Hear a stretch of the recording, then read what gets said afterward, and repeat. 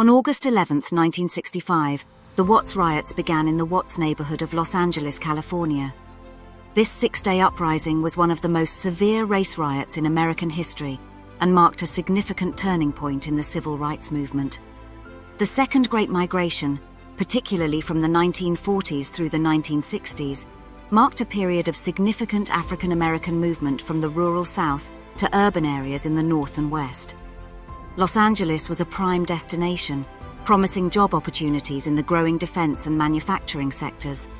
The city's African American population soared in Los Angeles dramatically. It rose from 63,000 in 1940 to about 350,000 in 1965, rising from 4% of LA's population to 14%.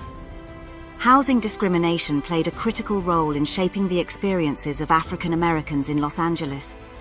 Racially restrictive covenants prevented African Americans from buying or leasing property in many areas of the city. Even when the Supreme Court declared such covenants unenforceable, discrimination continued in more subtle forms. The result was the concentration of African Americans in specific neighborhoods like Watts, where housing was often substandard and resources were limited. This segregation extended to education. Schools in predominantly African American areas were typically underfunded and overcrowded, reflecting the broader inequality in the city. Opportunities for quality education were limited, creating a cycle of poverty that was difficult to break. In the job market, African Americans found opportunities, particularly during and after World War II. However, they were often confined to lower-paying positions, and upward mobility was restricted by both overt and subtle discrimination. Economic disparities grew, creating a sense of frustration and marginalization. Social isolation was another significant factor in the underlying cause of the riot. Despite the strong sense of community in neighborhoods like Watts, the separation from the broader society contributed to a growing tension.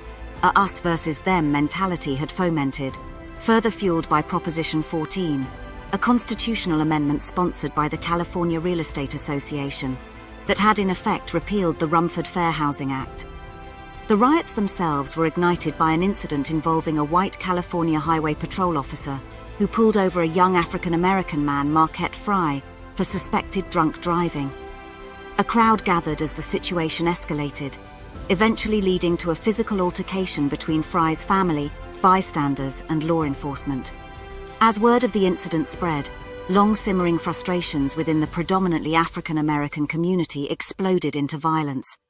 Over the next 6 days, the rioting spread, engulfing a 46-square-mile area of Los Angeles.